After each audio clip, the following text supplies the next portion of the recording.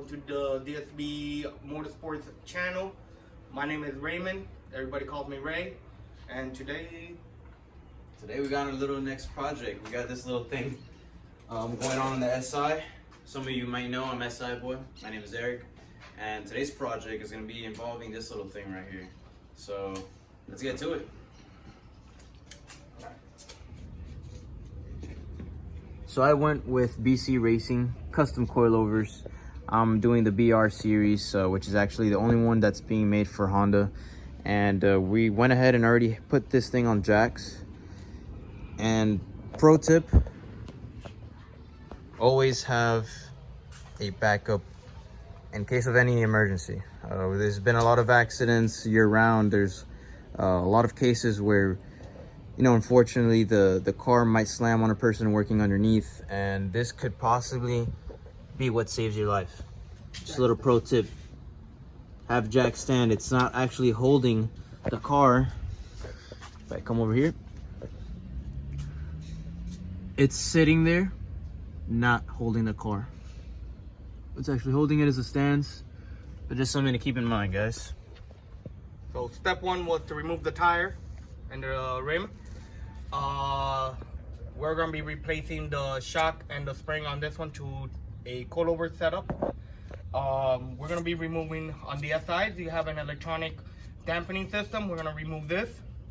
You're also going to remove your sway bar link here, and you're going to remove your brake line. And when we get a little bit more into it, I will show you the tricks how to remove it down from the actual knuckle of the car. This actually is a slide-in style shock that goes right into the knuckle, and there's a bolt right here that you release, and you just push down on the knuckle. It should pop right out. When we get into it a little bit more, I will show you more of the steps. So let's get started now.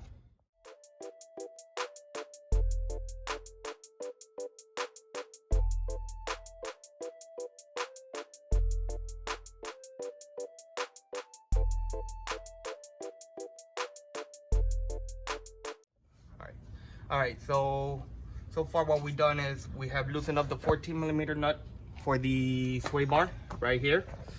Then we gone off, I removed the 12mm for the brake line to give it a little extra slack, because the whole suspension is gonna move downward. Just for safety reason, these speed sensors on these cars are very sensitive, the wiring. So it doesn't hurt just removing the speed sensor and all the cables and moving them on the side, just in case, so you don't stretch them or depin them. It has happened before. Just precaution, just move everything out of the way, all the electronics. Now we're gonna loosen up the 17 right here for the actual knuckle and the shock. As you can see, I already broke it loose. Now I'm gonna get a power tools and pull it out.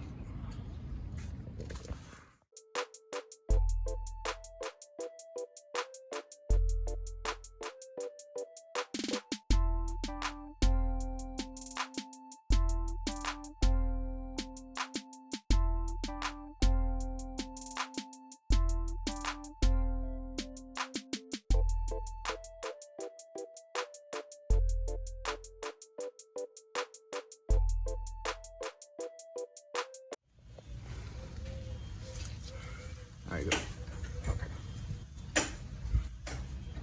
All right, so the shock is basically out already. So what I had to do was remove the tie rod and here. You're gonna remove it with a 19mm socket. And then you're gonna gently tap it with a ball pin hammer right here on this edge if you don't have a tie rod removal tool, and it will release. This is also a car that has only about 20,000 miles, 25,000 miles. So everything is fairly brand new still on it. So you're not struggling that much. There hasn't been enough rust built out. So sometimes you'll have to hit it a little bit harder. Other time, all that. If it doesn't come out, I suggest you get a ball joint removal tool, and it will work perfectly fine, and you don't have to hammer anything. The other thing I released was the 3 bolts here for the lower ball joint. Down here. I released it.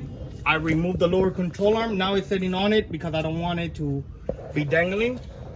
The minute that comes out, it was easy to remove the shock body. I suggest you do it this way. All you have to do is be careful with the axle boot. Make sure it doesn't get caught with anything, and it'll be perfectly fine. So this is how we used to do it on the dealerships. So it's very easy to do it this way. That's why we remove all the electronics to not have any incident when it pulls back. And clearly you have enough slack here for the brake cable, that will be fine. Alright, so here's the factory shock with spring, strut, if you want to call it. And there's the coilover setup. We already pre-adjusted this coilover to 3.5 is my starting base point. I measure from the lower collar to the body of the shock right here, not to the ring but to the body. We're gonna start, like I said, 3.5 inches, and we'll readjust over and over for the next couple of days. One thing I gotta say, these things, coilovers or any type of lowering spring, will take maybe up to 24 hours, so it will adjust itself after it's installed in the car. I have installed springs on cars before, and the car doesn't lower, and then the next morning the car is lowered about 1 inch. It needs to just settle in. So we'll be adjusting these coilovers probably for the next week or so, making sure it has the perfect ride height that Eric wants and the perfect quality while drivability that it's doing. So we'll be playing with the dampener up here. Right now I don't even know what settings that. I'm probably gonna start in the middle of the dampening, and then we'll go from there.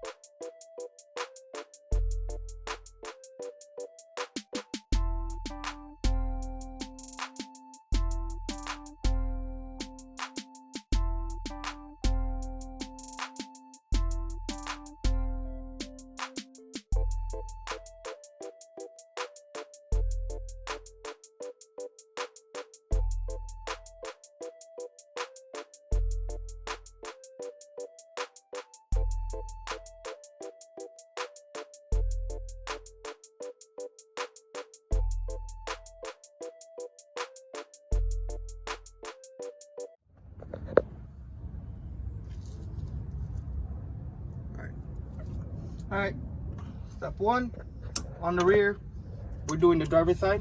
Pull the connector off. I use a 45-degree small little pliers for this, and it just comes right off. This one has two.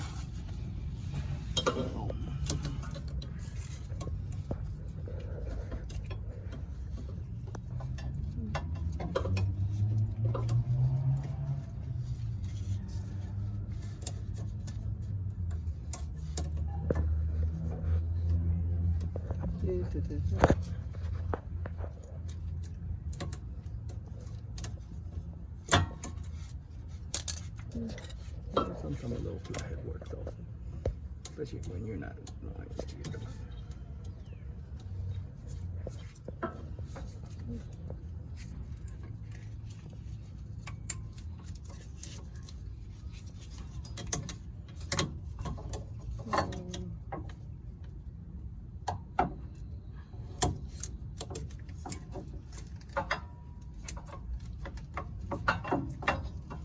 There it is. So we're gonna be taking off the shock first, and then we're gonna be taking off the spring. So realizing that the toe is controlled by this lower control arm, we'll have to try not to remove that side and keep it center as possible. But we'll get there when we get there. To see how it's going to be my tactic of removing this one.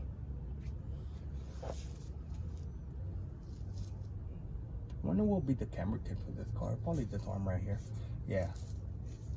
You probably saw an arm for this car. That's a camera kit. Future reference, Eric. I might have to change that. Get this powder coated red. Super down. Or buy anodized billet aluminum one. Wonder if somebody sells it. Yeah, I should sell it. Anything red, I'm down. Black and red. Yeah, at least it's not black and yellow. You don't want to be I think honestly this clip is being annoying because that's the angle of that. There it is. Man. Cool. I'm gonna loosen up this bolt right here.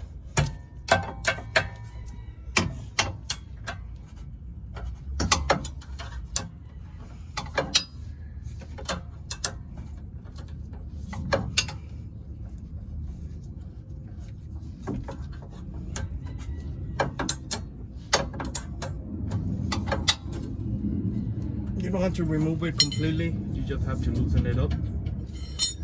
For now, we're gonna put the jack on this one down here. So when we release the pressure from this arm, the spring will not fly away. So always a safety, you don't want to. But right now what we're gonna do is release up here, the shock body. I'm gonna actually remove the fender liner cover as much as possible so you guys can see how to remove it. In reality, I think the dealer actually used to just put an extension and knew where they were at.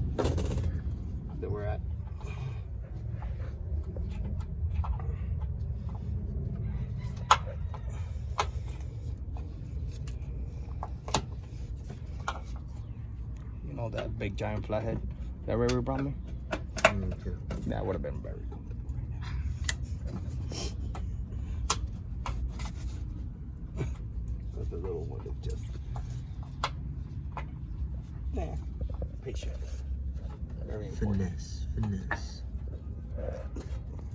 Well, my trick is always, if you're patient with your cars, shit will come up done right.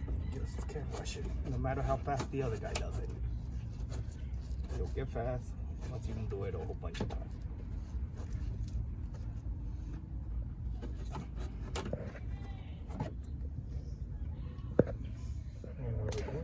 It's okay, the wife got a squeak.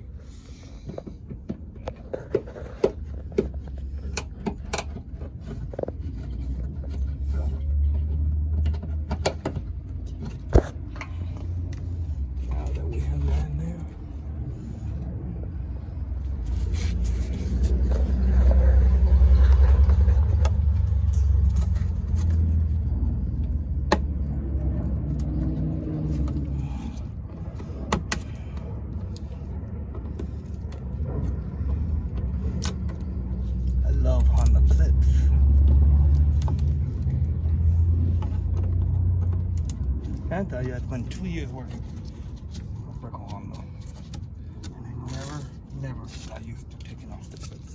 There isn't really a trick to it. Out of all the manufacturers, they go under as one of the worst companies in clips for me. Some guys say it's easy, other guys agree with me. It's one of those things. That's why I want to do it, so you can see what I'm talking about. I want to remove this one completely. On the other side, I'm not.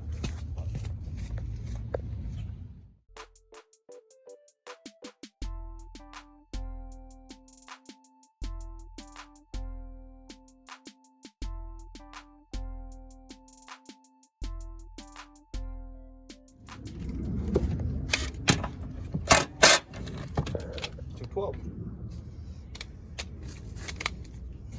How did they start using this?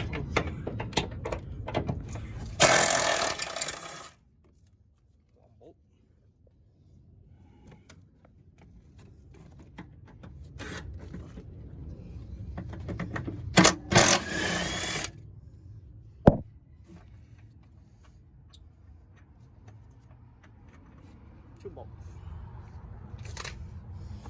Okay. And that's it.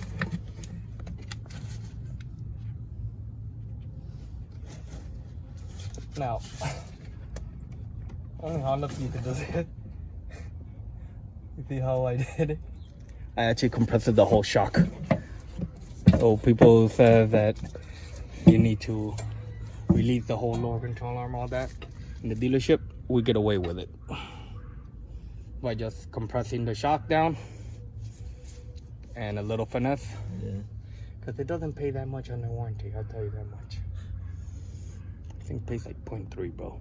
18 minutes. And if you do it by the book, it will take you longer than 18 minutes. But here, we need to mark. I want to get this as best as possible back because it's not getting aligned today. I need to mark this plate. It's more or less there, but I'm going to make my own marking here real quick so I could get everything back on perfect to where I like it. And then we're going to release this sway bar right here, this pen, and we'll have enough to relieve the spring.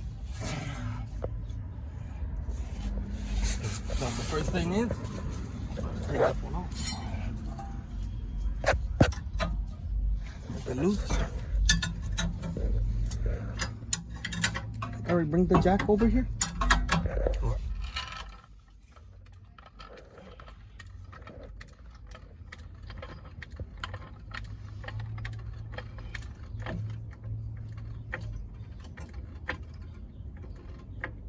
I'm gonna leave it like that.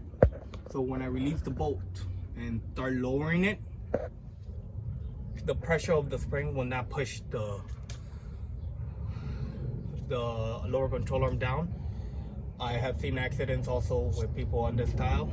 They release the lower control arm without something holding it and the spring flies out. Never seen nobody get injured, but you do not want to get hit by a spring. Actually, I knew a guy that got hit on the rib. Why? I think fractured like 2 of them on him. No, and we did not tell about it. No accidents around here. Nah, man.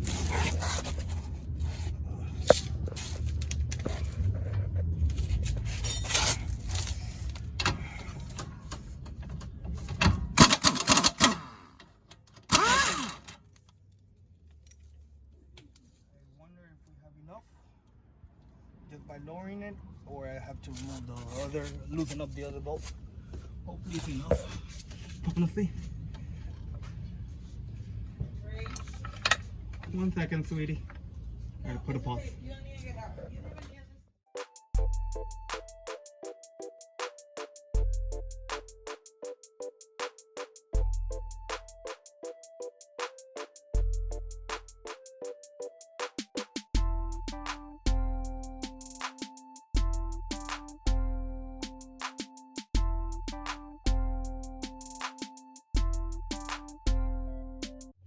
Alright, now we're going to, we gotta swap over the tower, the shock tower to the BC, because you gotta reuse your factory one on this one. We just gotta remove this cap, remove the 14mm if I'm not mistaken down there, inside there, and swap everything over. Go ahead for that.